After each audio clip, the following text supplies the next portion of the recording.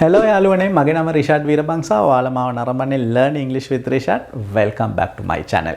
Guys, අපි අපේ grammar lesson tenses series එකේ අද අපි මේ වෙනකොටත් අපි tenses type 8ක් පිළිබඳව කතා කරලා ඉවරයි. ඒ කියන්නේ අපි කතා කරලා තිනවා past tenses ගැන කතා කරලා තිනවා. අපි present tenses කතා කරලා තිනවා. එහෙනම් අද අපි සාකච්ඡා කරන්න යාළුවනේ වෙනම tenses type එක තමයි future tenses guys. අපි කතා කරන්න යන්නේ අනාගත කාලය පිළිබඳව අපි කොහොමද verb එකක් පීටන්නේ ඒ කොහොමද ඒ පිළිබඳව විස්තර තව කෙනෙකුට අපි කියන්නේ කියන එක. right guys මේක හුඟක් important spoken English lesson එකක්. ඒ නිසා මම ඔයගලන්ට request එකක් තියෙනවා මට කරන්න please මගේ channel එක subscribe කරන්න. මොකද මම මේ වගේ කාලෙන් කාලට lesson සෑහෙන අරන් එනවා. ඒ විතර නෙවෙයි මගේ channel එකේ තියෙනවා ගොඩාක් interviews කොහොමද crack කරන්න කියලා videos ඔයගලන්ට හුඟක් උදව් වෙයි. ඔයගලන්ගේ interview එක crack කරගන්න යාළුවනේ. right? එහෙනම් අපි බලමු අපේ grammar lesson future tenses type එකට අදාළව යාළුවනේ tenses type 4යි තියෙන්නේ. එකක් තමයි future simple. okay? ඊළඟ එක තමයි future continuous. අනාගතයේ යම්කිසි ක්‍රියාවක් සිදු වෙමින් පවතින යන එක. ඒ වගේම තමයි future perfect. අනිත් එක තමයි future perfect continuous. මේ උඩ දෙකේ 2යි 3යි සේරමේ combination එකක් තමයි අන්තිම tenses එක. එහෙනම් යාළුවනේ අද අපි first of all සාකච්ඡා කරන්නේ future tenses වලට අදාළව අපි කතා කරමු future simple tenses කොහොමද හදන්නේ මොන අවස්ථාවේද හදන්නේ right negative positive interrogative sentences කොහොමද හදන්නේ කියලා. එහෙනම් let's get back to our work. මුලින්ම මම ඔයගලන්ට time frame එකක් අරන් පෙන්නන්නම්. right time frame එකේ මතක තියාගන්න දැන් මේ ඉන්නේ මම තැන තමයි present එක. මේ දැන් මම ඉන්න තැන. මගේ මෙතනින් එහාට අනාගතේ right ඉස්සරහට ඕනම සිදුවීමක් සිද්ධ වෙන්න පුළුවන් දෙයක් පිළිබඳව මම කතා කරන්න පාවිච්චි කරන tenses type එකක් තමයි future tense කියලා කියන්නේ යාළුවනේ. අනාගත සිදුවීමක්. යම්කිසි අනාගතයේ අපි එක්කෝ plan කරලා කරනවා. යම්කිසි දෙයක් සැලසුම් සාගතව කරනවා. එහෙම නැත්නම් සැලසුම් කරන්න නැතුව කරනවා. මේ දෙක විතරයිනේ අපි අනාගතේ කරන්නේ. කොහොමද අපි කරන්නේ? එක්කෝ අපි සැලසුම් කරලා කරනවා, plan කරලා කරනවා. එහෙම නැත්නම් මම plan කරන්නේ නැතුව කරනවා. මට හිතුණ ගමන් මම කරා. right? මම දැන් ඉඳන් කියනවා මට මොනවාරි දෙයක් කරන්න ඕන. මම හිතුණා මම දැන් කරා. so මෙතන plan නොකර කරන type එකක් තියෙනවා යාළුවනේ. so මේ simple tense වල අපි plan කරලා කතා කරනකොට අපි use කරන type එකක් තමයි going to. මම යම් කිසි දෙයක් කරන්න යනවා කියලා කියන එක. I am going to do something. okay? unplanned සැලසුම් නොකර ඒ වගේම යාළුවනේ අපි formal situation වල අපි තියෙනවනේ විධිමත් කියන්නේ official setup එකක් කරනකොට අනිවාර්යයෙන්ම අපිට තියෙනවා setup එක අපි මෙහෙම තමයි කතා කරන්න ඕනේ කියලා කියන එක. ඒ කතා කරනවා අපි භාවිතා කරන word type එකක් තමයි යාළුවනේ will. okay? so මේ will අපි දැන් ඉගෙන ගන්න යන්නේ කොහොමද මේ going to use කරන්නේ කොහොමද මේ will use කරන්න යන්නේ කියන එක විතරයි. අමතක කරන්න future simple කියලා කියන වචනේ. right මිනිස්සුන්ට tense කියලා කිව්වම හුඟක් ටෙන්ෂන් වෙන්න පටන් ගන්නවා. so අපි ඉගෙන ගමු අද මේ going to මොන අවස්ථාවේදී use කරන්නේ මේ will කියන එක මොන අවස්ථාවේදී use කරන්නේ. will අපි use කරනවා යාළුවනේ unplanned and formal situations වල. plan situations වල අපි use කරන්නේ going to කියන එක. guys එහෙනම් මෙතන වෙනකන් ඔයගලන්ට තේරෙනවා lesson එක. මෙතනින් යාට ගොඩාක් ලේසි. අපි එහෙනම් බලමු යාළුවනේ මේ going to අපි කවද්ද use කරන්න පුළුවන් කියලා. අපිට going to use කරන්න පුළුවන් යාළුවනේ අපි තීරණය කරනවා කතා කරන්න කලින්ම. ඒ කියන්නේ අපි decide කරනවා. මේක අපි decided before the conversation එක. ඒ කියන්නේ මම කෙනෙක් එක්ක සාකච්ඡා කරන්න කලින්ම මම තීරණය කරලා ඉවරයි මම මේක තමයි කරන්න කියලා කියන එක. එහෙම අනාගතේ වෙන්න යන දෙයක්. so එහෙම අවස්ථාව අපි going to use කරනවා. for example I am going to study more tonight. මම දවල් කියනවා කවුරුහරි යවුවොත් මොනවද කරන්න යන්නේ රැට කියලා. මම කියනවා I am going to study more tonight. මේක future එකේ. මම රැට හුඟක් පාඩම් කරනවා අද රැට. හරි? ඊළඟ example එක I am not going to class today. මම අද පන්තියට යන්නේ නැහැ. මම මෙතන ඉඳන් decide කරලා ඉවරයි අද දවල්ට තියෙන class එකට මම යන්නේ නැහැ කියලා කියන එක. ඒ වගේම තමයි අපිට පාවිච්චි කරන්න පුළුවන් there is a evidence or sign. ඒ කියන්නේ අපිට පේනවා බැලූ බැලමටම එවිඩන්ස් එකක් තියෙනවා. දැන් මේක වහින්න යනවා for example ගන්නකො. අහස කළු කරලා තියෙනවා, ගොරවනවා, විදුලි කොටවනවා, ඔක්කොම කරනකොට අපි දන්නවනේ මෙතන එවිඩන්ස් එකක් තියෙනවා, මෙතන සයින් එකක් තියෙනවා මේ වහින්න යන්නේ කියලා. අන්න ඒ වගේ අවස්ථාවලත් අපි going to පාවිච්චි කරන්නේ. For example, I think it's going to rain. මම හිතනවා වහින්න යනවායි කියලා. Okay, it's going to rain. තව example එකක් බලමු. Look out, he is going to break the glass. බලන්න, එයා වීදුරුව කඩන්න යන්නේ. ඒ කියන්නේ ඒ මනුස්සයා පුටුවක් හරි මොනවා හරි උස්සගෙන වීදුරුව ගහන්න හදනකොට මම තව කෙනෙක් කියනවා අර බලන්න he is going to, he will කියලා කියන්නේ නැහැ. He is going to break the glass. ඒ වගේම යාළුවනේ going to පාවිච්චි කරන තවත් අවස්ථාවක් තියෙනවා. Something about to happen. යම් කිසි දෙයක් වෙන්න යනවායි කියලා දැනෙනකොට. මෙන්න මේ දැන් වෙයි කියලා දැනෙනකොට අපි going to use කරනවා. Okay? අපි කියනවා run, I think it's going to explode. දුවන්න මං හිතන්නේ ඒක පිපිරෙන්න යන්නේ කියලා කියන්නේ. Going to explode. Okay? Run. මෙතන මොනවද තියෙන්නේ?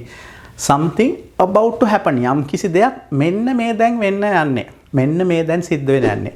අපේ ඊළඟ example එක තමයි careful. It's going to fall on you. පරිස්සමින් ඒක වැටෙන්න යන්නේ වාගේ උඩට. මෙතන වෙනකන් තේරෙනවද යාළුවනේ? going to අපිට භාවිත කරන අවස්ථාවන් තුනයි තියෙන්නේ. එක අවස්ථාව තමයි අපි කලින්ම decide කරලා ඉවරයි මේක කතා කරන්න කලින් මේ දේ කරනවායි කියලා. දෙවෙනි අවස්ථාව තමයි යම් කිසි sign එකක් තියෙනවා අපිට මේ සංඥාවක් තියෙනවා අපිට පේනවා මේ දේ සිද්ධ වෙන්න යන්නේ. තුන තමයි මේ දැන් සිද්ධ වෙන්න යන දෙයක් පිළිබඳව අපි කෙනෙකුට කියන්න යනකොට සිද්ධ වෙලා නැහැ සිද්ධ වෙන්න යන්නේ පිළිබඳ. එහෙනම් අපි බලමු යාළුවනේ මේ going to sentence structure එක කොහොමද කියලා. මම example එකට ගත්තා I am going to study more tonight. මුල්ම එක තමයි going to කියන එක තියෙන්න ඕනේ. subject එකක් තියෙනවා. මෙතන අනුව subject එක මේ I. okay. ඊළඟ එක තමයි අපිට තියෙනවා is am are. subject එක අනුව අපි be verb එකක් use කරනවා. මෙතන be verb එක නම් ඊට පස්සේ තියෙනවා going to, ඊට පස්සේ තියෙනවා අපේ ක්‍රියාපදයේ study, ඊට පස්සේ more tonight sentence එකේ ඉතුරු කොටස.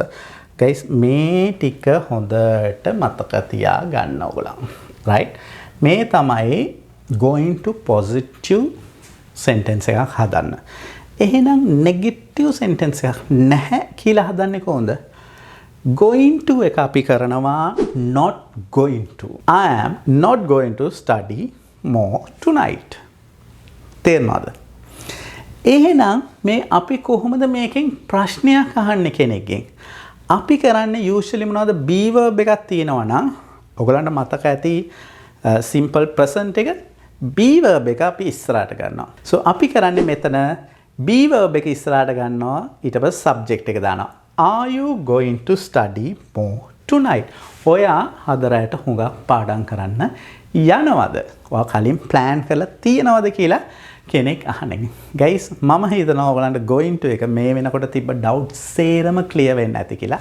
කොහොමද අපි will පාවිච්චි කරන්නේ කියලා. guys මම will පාවිච්චි කරන්නේ කොහොමද කියලා අවස්ථා 9 මම වෙනම මේ lesson එකකුත් හදලා තියලා තියෙන යාළුවනේ. right? future ගැන කතා කරන්න අපේ අනාගතය ගැන කතා කරන will කොහොම මොන අවස්ථාවද will භාවිතා කරන්න පුළුවන් කියලා. so මේ පාඩම ඉවර පස්සේ මේ lesson එක ගිහලා බලන්න මේක උඹලන්ට හුඟක් ප්‍රයෝජනවත් වෙයි. මේ lesson එකත් එක්ක cope up කරන්න. right. මුල්ම තමයි යාළුවනේ instant decision. ඒ කියන්නේ අපි කලින් උත් ඉගෙන ගත්ත අපි තීරණය කළ නැති දෙයක් සැලසුම් නොකරපු දෙයක් ගැන කතා කරන අපි will use කරනවා කියලා. instant decision වලට තව එකක් කියනවා අපි English වලින්. අපි කියනවා spontaneous decision කියලා. spontaneous decisions. ඒ කියන්නේ ඒ වෙලේ හිතුවා ඒ වෙලේ ගත්තා ඒ තීරණය. for example I feel headache. මට ඔළුව කැක්කුමයි. I will take Panadol. මට ඔළුව කැක්කුමයි මම Panadol ගන්නවා. මේක හිතද හිටියේ නෑ මේ වෙලේ හිතුණා මම මේ වෙලේ ගත්තා. මම decide කරලා ඉවර නම් I am going to take Panadol කියලා මට කියන්න පුළුවන්. මට දැන් ඔළුව කැක්කුමයි මම Panadol ගන්න යනවා. all right. ඊළඟ එක තමයි offer to someone. අපි තව කෙනෙකුට offer එකක් දෙනකොට අපි යම් කෙනෙකුට මා විසින් කරලා දෙන්නම් කියලා කියනකොට අපි පාවිච්චි කරනවා will ඒ අවස්ථාවේ. ඒ කියන්නේ you look tired. ඔයා හුඟක් මානසික පාටයි. I will carry your bag. මෙතන I'll කියලා කියන්නේ යාළුවනේ I will කියන එකම තමයි. okay? I will carry your bag. ඔයගලන්ට ලේසි විදියට පුරුදු වෙන්න හැබැයි I'll කියන එක මතක තියාගන්න. මොකද ඉංග්‍රීසි වල contractions උඟක් use කරනවා ඒක අනිවාර්යයෙන්ම ඕනේ. අපේ ඊළඟ එක තමයි promise to do something in the future. මම කෙනෙකුට පොරොන්දු වෙනවා අනාගතේ මම ඔයාට මේ දේ කරලා දෙනවායි කියලා කියන එක. Okay? So example තමයි I'll come and see you next week. මම ඔයාව ලබන සතියේ මුණ ගැහෙන්න එන්න. මම අද ඉඳන් කියනවා. මෙතකොට I will come to see you next week. අපේ ඊළඟ තමයි to threat something will happen. මම කෙනෙකුට තර්ජනය කරනවා ඔයා මේක කරොත් හරි නොකරොත් හරි මේක ඔයාට සිද්ධ වෙන්න යනවා කියලා. කෙනෙකුට threatening කරන්න threat කරන්නත් මම use කරනවා will. එතකොට if you don't stop I will tell your mother. ඔයා මේක නැවතුවේ නැත්නම් මම ඔයාගේ අම්මට කියනවා. මම මෙතන if you don't stop I will tell your mother. මම කෙනෙකුට තර්ජනය කරන්න මම මෙතන will පාවිච්චි කරලා තියෙන්නේ. ඒ වගේම තමයි යාළුවනේ predictable habit behavior එකක්. මගේ කෙනෙක්ගේ චරිතයේ තියෙන predictable. යා නිතරම මේක යාගේ behavior එකක්. මේක වෙන්න පුළුවන් කියලා කියන්නත් අපි පාවිච්චි කරනවා. For example, he will give up if he starts to losing. ඒ කියන්නේ ඔහු පෙරදෙන්න පටන් ගත්තම start to losing පෙරදෙන්න පටන් ගත්තම ඔහු give up කරයි. ඒ කියන්නේ එතනින් අතල්ලා යයි කියලා කියන. මෙතනත් අපි will පාවිච්චි කරලා තියෙනවා. මොකද අනාගතේ සිද්ධ වෙන්න පුළුවන් දා. හැබැයි මේක මෙයාගේ behavior එකක් බලලා පුරෝකතනයක් අපි කරන නිසා. අපේ ඊළඟ තමයි something refuse to do. මම කරන්නේ නැහැ කියලා කියන්න මම will පාවිච්චි කරනවා. මට මේක කරන්න බෑ. මම මේක කරන්නේ නැහැ කියලා කියනවා. යාළුවනේ ඒකට will not කියලා කියන්නේ will not අපි ඉංග්‍රීසි වලින් කතා කරනකොට අපි want කියලා පාවිච්චි කරන්නේ. want want නෙමෙයි want won apostrophe t will not කියන එක. මෙතන for example they won't help me clean the room. ඔවුන් මට room එක clean කරන්න උදව් කරන්නේ නැහැ. යම් කිසි දෙයක් නැහැ කියලා කියන්නේ. ඊළඟ example එක I will not lend in my car. I won't lend in my car. මම මගේ කාර් එක ඌට දෙන්නේ නැහැ. ගෙනිච්චොත් කඩලා දාන්න නිසා. right guys මම හිතනවා ඕගලන්ට මේ concept එක තේරුම් ගන්න ඇති කියලා. මෙතන වෙනකන් positive sentences මුලින්ම බලමු.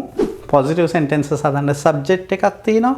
ඊට පස්සේ will එක පාවිච්චි කරනවා. ඊට පස්සේ verb එකේ base form එක. For example, I will help you whenever you need me. මම කෙනෙකුට පොරොන්දු වෙනවා මම ඔයාට උදව් කරනවා ඔයාට ඕනම අවස්ථාවක මම අත්‍යවශ්‍ය වෙලාවට. අපේ ඊළඟ එක තමයි oh we don't have sugar. අපි ළඟ සීනි නැහැ. Don't worry, I will buy some. බය වෙන්න එපා. Don't worry, I will buy some. මම sugar ටිකක් මම අරගෙන ඉන්න මම කෙනෙකුට offer එකක් දෙනවා. අපේ ඊළඟ example එක තමයි the president will visit the USA next November. ඊළඟ නොවැම්බර් මාසේ ජනාධිපති US වලට යනවා. කොහොමද අපි negative නැහැ no කියලා කියන්න කොහොමද අපි හදන්නේ කියලා කියන එක. For example අන්න subject එකක් තියෙනවා will not. මම කලින්වත් කිව්වා අපි won't කියලා එක අපි use කරන්නේ plus verb එක. You will not be able to finish your homework tonight. ඔයාට ඔයාගේ homework ඉවර කරන්න බෑ. අපේ ඊළඟ example I am sure he won't pass the exam. මට හොඳටම විශ්වාසයි he won't pass the exam. He will not pass the exam. මට විශ්වාසයි ඔය exam එක pass වෙන්නේ නැහැ කියන එක. අපේ ඊළඟ example එක if you don't do your homework ඔයා homework එක කරේ නැත්නම් I will not take you to movies. මම ඔයාව ෆිල්ම් එකට එක්කන් යන්නේ නැහැ. මම කෙනෙකුට තර්ජනය කරනවා මෙතන will use කරලා. මේ homework කරේ නැත්නම් මම ඔයාව ෆිල්ම් එක බලන්න එක්කන් යන්නේ නැහැ කියලා. questions අහන්න කියලා. question sentences හදන්නේ අපි future simple වලින්. අපි කරන්නේ මොනවද?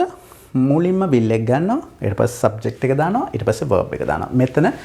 මෙතන මුලින්ම will එක ඇවිල්ලා තියෙන්නේ. ඊට පස්සේ subject එක ඊට පස්සේ verb එක ඇවිල්ලා තියෙන්නේ. එහෙනම් for example will you be home for dinner tonight? ඔයාට අද රාට dinner එකට ගෙදරට එන්න පුළුවන්ද? Will you be home for dinner tonight? ඔයාට අද ගෙදර එන්න පුළුවන්ද? Will Roberts take over the world? Roberts මේ ලෝකේ කියන්නේ take over කරනවා කියලා කියන්නේ අත්පත් කර ගනීද? මෙතනින් බලන්න මුලින්ම will ඇවිල්ලා තියෙන ඊට පස්සේ Robert ඊට පස්සේ steak verb එකේ base form එක. අනිත් එක තමයි what will you wear to the party? ඔයා පාටි එකට මොනවද අඳින්නේ? Guys මේ තමයි අද දවසේ lesson එක. අපි අද ඉගෙන ගත්තා future simple වලට අදාළව කොහොමද negative positive සහ interrogative හදන්නේ කියලා. ඒ වගේ යාළුවනි ප්‍රධාන පාඩමක් අද අපි ඉගෙන ගත්තා. කොහොමද going to use කරන්නේ සහ will use කරන්නේ මේ දෙක අතර වෙනස මොනවද? මොන අවස්ථාවේද පාවිච්චි කරන්නේ? guys මේ වෙනකම් වීඩියෝ එක බලන්න please වීඩියෝ එක like කරන්න. ඒ වගේම තමයි මම එන්න ඔයගලන්ට ඊළඟ lesson එක අරගෙන till then keep practicing English, keep smiling, take care and bye bye.